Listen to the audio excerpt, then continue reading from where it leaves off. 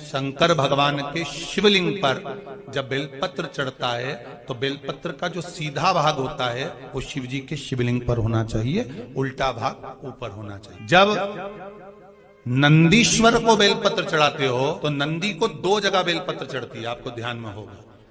पहली बेलपत्र नंदी को जब चढ़ती है तो नंदी के सामने चढ़ती है, तो उसका बेलपत्री का जो डंडी का मुख है वो नंदी की ओर होता है और बेलपत्री की पत्ती का मुख शंकर जी की ओर होता है। समझ में आ रहा है सबको?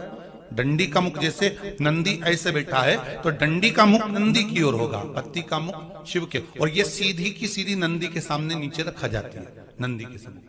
और एक बेलपत्र जब नंदी के ऊपर चढ़ती है तो डंडी का मुख शिव जी के ऊपर होता है और इस पत्ती का मुख नंदी के सिर पर नंदी की ओर होता है। ये दो बेलपत्र रखकर शिव जी का स्मरण कर कर जाएं, कार्य सफलता की ओर बढ़े। ओम नमः शिवाय। जैसे व्यक्ति का कोई काम नहीं हो रहा हो, बहुत दिन से लगे, बहुत समय से लगे, ये काम हो ही नहीं रहा, तो शंकर जी का नाम को उल्टा कर कर जपना चालू कर दो। नमः शिवाय ओम। सीधा नाम क्या है? ओम नमः शिवाय, शिवाय नमः ओम।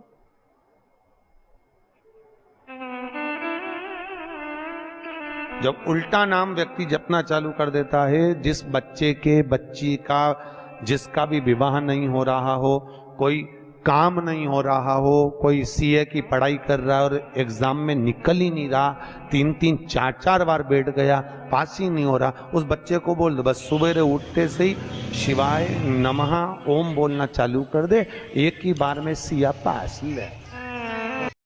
जितने आस्था चैनल पर कथा सुन रहे हो, जितने फेसबुक और यूट्यूब पर सुन रहे हो, बहुत सावधानी से सुनना। तो जिनकी यहाँ संपदा की कमी होती है, वैभव की कमी होती है, लक्ष्मी की कमी होती है, प्रतिष्ठा की कमी होती है, धन की कमी होती है, श्राद्ध पक्ष चल रहा है, शंकर को जल चढ़ाया जाए। महाराज बच्चे पढ़ने में प्रखर होते हैं महाराज। आपको कभी कभी लगे कि मेरे ऊपर पितरों का पितृदोष लगा हुआ है या पितरों का श्राप लगा हुआ है या हमारे यहाँ पर लोग अधोगति में ज्यादा मर जाते हैं, तो निवेदन है, श्राद्ध पक्ष चल रहा है, प्रयास करिएगा। एक चावल की कटोरी में, कटोरी के अंदर थोड़ा सा चावल रख लीजिए कच्चा, उस चावल की कटोरी में एक बेलपत्र, थोड़ी सी दुर्वा बांधकर पानी का मटका, परिंडा या जहां अपना रसोई घर में जल रखते हो, उस कटोरी को वहां पर 2 दिन 3 दिन तक रख दो। वैसे तो 16 दिन रखो ज्यादा अच्छा था, पर जो दिन अपने को मालूम है 2-3 दिन उसको रख दीजिए। घी का दिया लगाइए। 3 दिन के बाद में उस दुर्वा को, उस बेलपत्र को शिव बाबा को ले जाकर समर्पित कर दो। चावल पूरे घर में घुमाने के बाद चिड़िया को या नदी में या किसी जीव को प्रदान। पितृदोष के निवारण का सुंदर तरीका।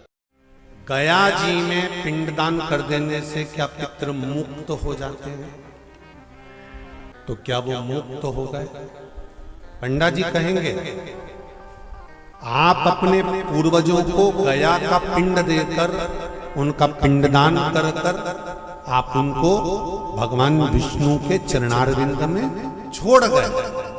पर आप घर जाना तो घर पर जब जब श्राद्ध पक्ष आए तब ब्राह्मण को भोजन जरूर करना। भले तुम भूख मत देना, कौवे का मत निकालना, पर एक काम जरूर करना कि ब्राह्मण भोज कराना। उससे क्या होगा? 16 श्राद्ध में जब हमारे पितरों को, हमारे पूर्वजों को पितृ लोक से छोड़ा जाता है तो वो सबसे पहले जिस घर में रहे होते हैं, जहां उनका पिंड घर में दिया होता है, जहां रहे होते हैं, सबसे पहले वो वहां आते हैं। और अगर तुमने उनकी तिथि पर, उनके वार पर अगर आपने भोजन करा दिया है तो उनकी मुक्तता नहीं, उनकी शांति हो जाती है। सृष्टि की रचना करी, पितर भी बनाए, पितरों का स्थान ब्रह्म। कितना सुंदर कहा है, पितृदोष काय से समाप्त होता है? तो स्कंद पुराण में लिखा, घर का 1 लोटा पानी भरो, 1 कलश में जल भरो, अपने घर में घूमो और उस पानी को ले जाकर शंकर जी को चढ़ा दो, क्योंकि शिवलिंग पर चढ़ाएंगे तो वो पानी जलाधारी से जाएगा। जलाधारी क्या है? माता जी का हस्त कमल, पार्वती जी का हस्त कमल। तो ये संपूर्ण जब शिव परिवार वहीं पर है तो तुम जब पानी चढ़ाओगे तो वो पार्वती को लगेगा। और पार्वती इतनी खुश होती है कि पितृलोक में अपने पितरों को कहती, अपने पिताजी को कहती है, पिताजी इसके घर का जल मेरे पास में आया है, इसके पितरों को दे देना। शिव महापुराण की कथा कहती है, अग्नि पुराण कहती है, स्कंद पुराण कहती है कि शंकर पर 1 लोटा अगर पानी आप प्रतिदिन चढ़ा रहे हो तो पितरों को तर्पण की भी जरूरत नहीं पड़ती, क्योंकि उनको पानी स्वयं पार्वती जी अपने पितृलोक में भेज देती है।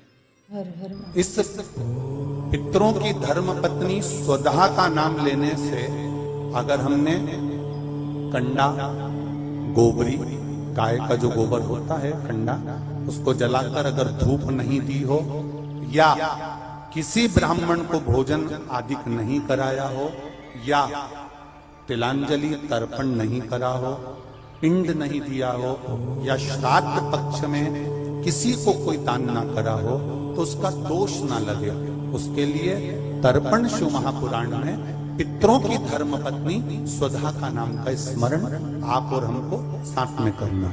सभी लोग एक साथ में बोलेंगे, स्वधा स्वधा स्वधा स्वधा स्वधा। बस ये 5 बार जो उच्चारण आपने पितरों की धर्मपत्नी स्वधा का करा। माता पार्वती ने सूर्यदेव अग्निदेव को बुलाकर श्रापित करा, हे अग्नि नारायण सूर्य नारायण, तुमने मेरे पति के तेज पुंज को गंगा को दिया है, मैं तुम्हें श्राप देती हूं कि तुम्हारी कबूतर की योनि होगी।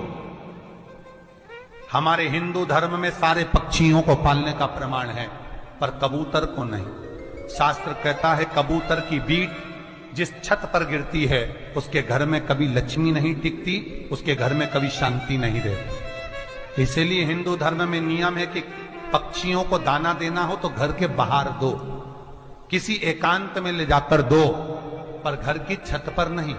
घर की छत पर कबूतर बैठेगा तो उसकी बीट गिरेगी, बीट गिरेगी तो घर में बीमारी रहेगी, लक्ष्मी की कमी रहेगी और अशांति रहेगी।